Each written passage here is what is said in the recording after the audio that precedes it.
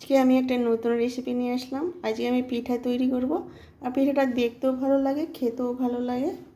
আসসালামু আলাইকুম। এখানে আমি গাজর নিয়েছি 4টে, খোসা ছাড়িয়ে নিয়েছি। এখানে 1 বাটি আটা নিয়েছি। এখানে চিনি নিয়েছি, চিনির মধ্যে কিন্তু 2টো এলাচ আর লবঙ্গ আমি দিয়ে দিয়েছি। এটি এক সাইডে রেখে দিব। আর গাজরটাকে আমি গ্রেটার এখানে নিয়েছি, গ্রেটারে গ্রেট করে নিব। দেখতে থাকো বন্ধুরা, আমি কিভাবে কিন্তু পিঠাটা তৈরি করি। খেতেও দুর্দান্ত, দেখতে কিন্তু খুব দুর্দান্ত পিঠাটা। এত লাইক দিয়ে ভিডিওটা দেখবে, সম্পূর্ণ দেখবে, তারপরে বুঝতে পারবে পিঠাটা আমি কিভাবে তৈরি করেছি। আর গ্রেট করে নিয়েছি, এটা এক সাইডে রেখে দেবো। এখানে আমি বাটি নিয়েছি, এখানে একটা নেট নিয়েছি। আমি নেটটা এখানে বাড়ির মধ্যে দিয়ে দিলাম। গাজর যে রসটা আছে ওটা কিন্তু আমি বার করে নিব।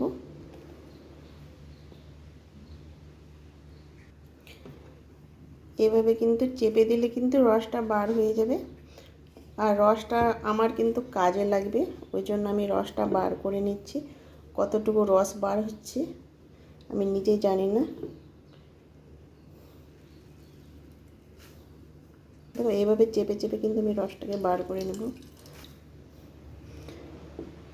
এই রসটা থেকে কিন্তু হয়ে যাবে। প্লেটে আমি ঢেলে নিব।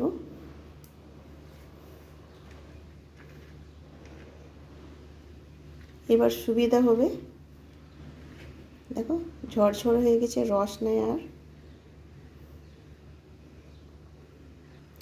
একটু লবণ দিয়ে দেব এই রসের মধ্যে। রসটাকে কিন্তু হালকা গরম করে নিব। দেখো হালকা গরম করে নিয়েছি, যেন গাজরের কাঁচা গন্ধটা না থাকে। বাটির মধ্যে আমি ঢেলে দেব। এবার আটাটা কিন্তু এই রস দিয়ে কিন্তু মেখে নিব। আটাটা আমি দিয়ে দেব। এখানে 1 বাটি আটা নিয়েছি আমি।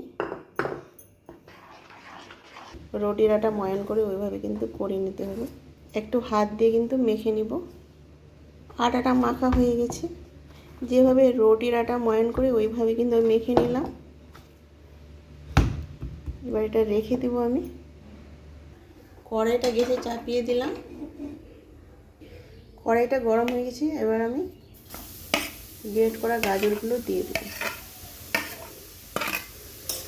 একটু আমি এইভাবে শুকনো ভেজে নেব। হালকা একটু ভেজে নিলাম।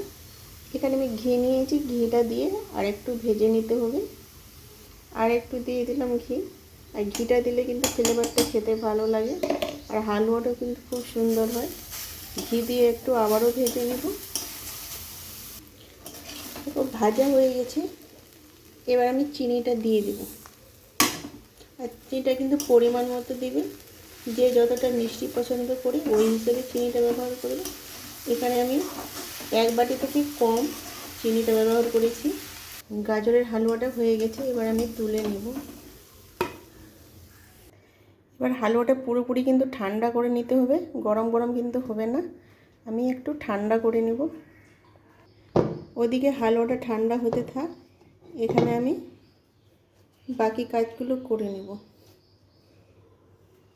আমি 2টো লেচি কেটে নিলাম। একটা লেচি আমি নিয়ে নিলাম। এবার ভালোভাবে কিন্তু আমি গোলা করে নেব। এবার ভালোভাবে আমি আটা দিয়ে দিলাম। আটা দিয়ে ভালোভাবে কিন্তু আমি রুটির মতো বেলে নেব।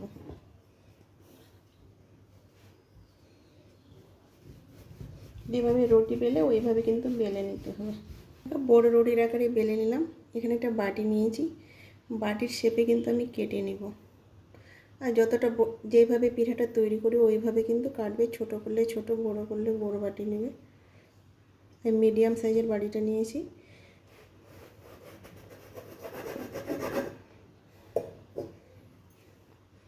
দেখো এইভাবে কিন্তু আমি কেটে নেব।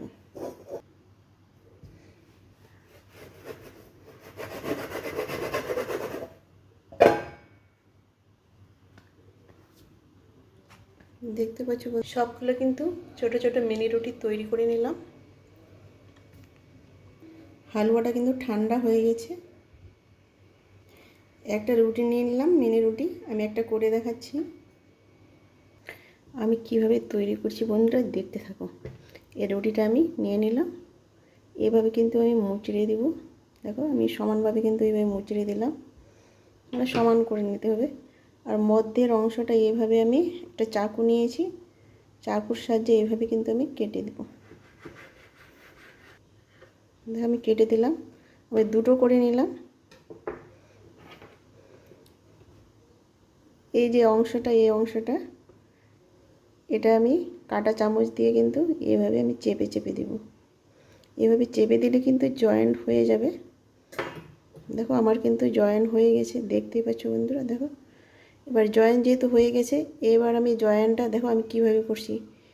এদিকে জয়েন্টটা আছে, এইভাবে কিন্তু আমি নিয়ে নিলাম ঠিক সিঙড়ার মতো। এবার এই যে গাজরের হালুয়াটা আছে ও দিয়ে দিলাম, দিয়ে কিন্তু এইভাবে দেখো এইভাবে একটু কাঁটা চামচটা চাপলে কিন্তু হয়ে যাবে। এইভাবে এইভাবে দেখো এইভাবে কিন্তু আমি কাঁটা চামচটা চেপে চেপে দিলাম। দেখতে পাচ্ছ বন্ধুরা আমি কিভাবে তৈরি করছি। এবারে আমি কেটে কেটে দেব, একটু আমি ডিজাইন করে নেব, ওই জন্য আমি একটু কেটে কেটে দিচ্ছি। দেখো এইভাবে চাকু দিয়ে একটু কেটে দিলাম। এবার হাত দিয়ে কিন্তু একটু এইভাবে করে নেব। দেখো সুন্দর একটা কিন্তু ডিজাইনের মতো হয়ে গেল, দেখতেও কিন্তু খুব সুন্দর লাগছে। দেখো এইভাবে বন্ধুরা এভাবে তৈরি করে নিলাম। দেখেন ঝামেলা ছাড়াই পিঠাগুলো আমি কিন্তু তৈরি করে নিব।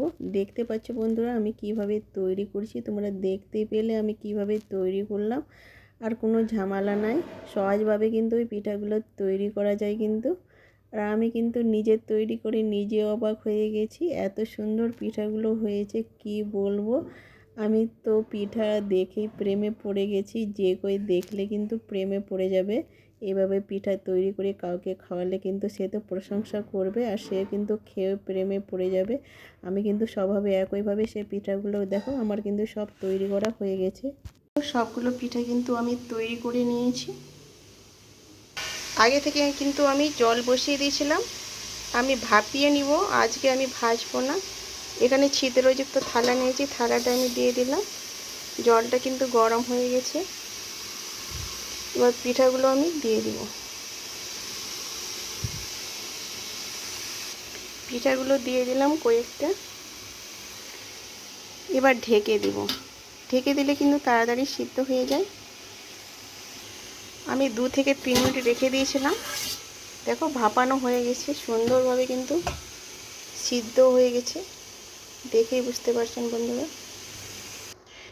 এবার আমি তুলে নিব, ঠিকভাবে কিন্তু আস্তে আস্তে পিঠাগুলো তুলে নিতে হবে। একটা প্লেটে তুলে নিব, সবগুলো তুলে নিব। অনেকগুলো কিন্তু পিঠা হয়েছে, আর সবগুলো কিন্তু ভাপানো হয়ে গেছে, আর সবগুলো ভাপিয়ে করলাম আজকে। আর দেখতে কিন্তু খুব সুন্দর হয়েছে বন্ধুরা।